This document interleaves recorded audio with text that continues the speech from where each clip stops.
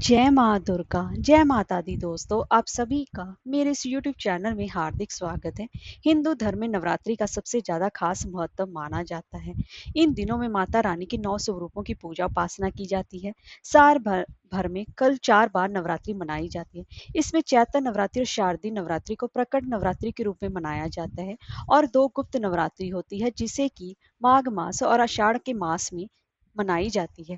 जो 2 गुप्त नवरात्रि है उसमें तंत्र मंत्र पूजा उपासना की जाती है और इस दौरान तांत्रिक अपनी क्रियाओं सिद्धि के लिए माँ की विशेष रूप से पूजा उपासना करते हैं। आषाढ़ मास की गुप्त नवरात्रि साल 2024 में 6 जुलाई दिन शनिवार से प्रारंभ हो रही है और जो कि 15 जुलाई दिन सोमवार तक चलेगी। इस बार ये नवरात्रि 10 दिनों तक मनाई जा रही है। इसमें माता की अगर आप तांत्रिक पूजा हम लोग नहीं कर सकते तो आप गृहस्थ जन में रहकर भी हम लोग माँ की विशेष रूप से सीधे सरल तरीके से पूजा उपासना कर सकते हैं। जरूरी नहीं है कि आपको दूसरी नवरात्रियों की तरह इसमें भी कलश स्थापना करनी पड़े या फिर आपको कोई विशेष विधि विधान से आपको माँ की उपासना करनी पड़े, क्योंकि आप वर्किंग है, आपके पास समय नहीं है। तो ऐसे में आप सरल तरीके से माता की पूजा उपासना कैसे करेंगे और कैसे व्रत करेंगे, अगर व्रत ना भी करें तो हमें क्या करना चाहिए, यही सब बातें आज की इस वीडियो में हम जानने वाले हैं। तो चलिए वीडियो शुरू करते हैं। गुप्त नवरात्रि जो है इसमें माँ की गुप्त रूप से पूजा उपासना की जाती है, यानी कि किसी को बताकर नहीं की जाती कि हम माँ की पूजा उपासना कर रहे हैं। तो ऐसे में अगर आप माता की पूजा उपासना जैसे कि हम चैत्र नवरात्रि में और शारदीय नवरात्रि में कलश स्थापना के साथ करते हैं, अगर आप कलश स्थापना नहीं करना चाहते तो आप रहने दीजिए, आप कलश स्थापना मत कीजिए। आप सिंपल तरीके से गुप्त नवरात्रि की प्रतिपदा तिथि पर यानी कि 6 जुलाई को सुबह जल्दी उठिए और उसके बाद आप गंगा जल मिले युक्त पानी से स्नान कीजिए और साफ सुथरे वस्त्र धारण करके अपने पूजा घर में आइए। वहां पर आप जो पूजा उपासना करते हैं, तो अगर वहां पर आपके पास माता रानी की कोई फोटो या मूर्ति है तो उसका आप पंचामृत से सिंपल अभिषेक करें। अगर वो नहीं भी है तो आप जब उनकी मतलब तस्वीर है तो आप गंगा जल से भी फूल के द्वारा उनको छींटा दे सकते हैं। अब माता को लाल रौली का तिलक लगाएं और माता को लाल रंग के फूल चढ़ाएं या फिर पीले रंग के, जो भी आपके पास उपलब्ध हो आप वहां पर माता को वहां पर चढ़ा सकते हैं। और इसके साथ साथ माता को लौंग और बताशा बेहद रूप से प्रिय है, तो आप माता को लौंग और बताशा चढ़ाएं और एक घी का दीपक जलाएं। अगर आप अखंड ज्योत नहीं जलाना चाहते तो आपकी मर्जी है, आपको कोई बाउंडेशन नहीं है, आप पर कोई बंधन नहीं है, आप सिंपल तरीके से माता की इस तरीके से पूजा उपासना कर सकते हैं। इससे माता भी प्रसन्न होगी।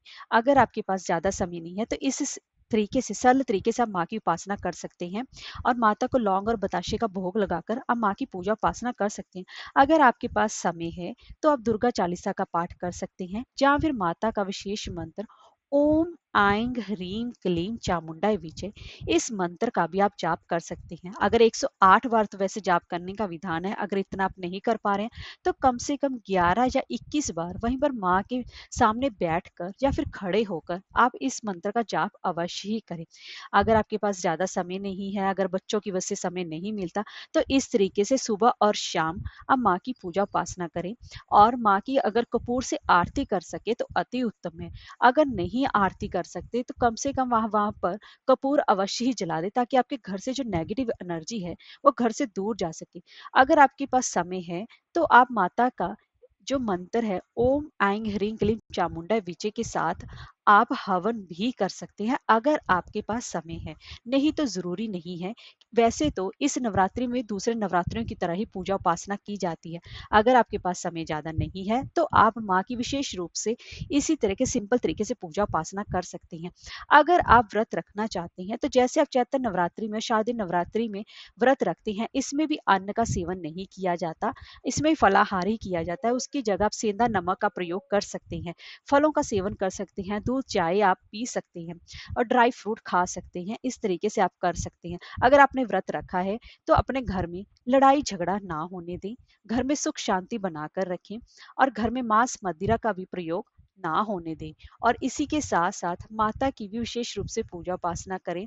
और अगर आपके पास समय है, अगर आप जौ बीजना चाहते हैं दूसरे नवरात्र की तरह, तो नवरात्रि के पहले दिन ही आप 6 जुलाई को ही जौ बीजेंगे। और इसी के साथ साथ कलश की स्थापना, अगर आपके पास समय है, कलश की स्थापना करना चाहते हैं, तो कलश की स्थापना का मुहूर्त रहेगा 6 जुलाई की सुबह 5:11 से लेकर सुबह के ही 7:26 तक रहेगा। अगर किसी कारणवश आप इस समय पूजा ना कर पाए, तो अभिजीत मुहूर्त में भी आप पूजा उपासना यानी कि कलश स्थापना कर सकते हैं। तो यह मुहूर्त रहेगा सुबह 11 बजे से लेकर दोपहर के 12 बजे तक, और उस समय भी पूजा उपासना कर सकते हैं। वैसे तो नवरात्रि में माँ की 9 देवियों की पूजा उपासना की जाती है, लेकिन इस समय माता की गुप्त नवरात्रि में 10 महाविद्याओं की पूजा उपासना की जाती है। पहली महाविद्या माँ काली, दूसरी माँ तारा, माँ त्रिपुर सुंदरी, माँ भुवनेश्वरी, माँ छिन्न मस्तिका, माँ त्रिपुर भैरवी, माँ धूमावती, माँ बगलामुखी, माँ मतंगी, माँ कमला। ये 10 महाविद्याएं हैं जो माता की पूजा उपासना की जाती है। आप चाहे तो दुर्गा सप्तशती का पाठ भी कर सकती हैं। ऐसा करने से माँ की विशेष रूप से कृपा बरसती है।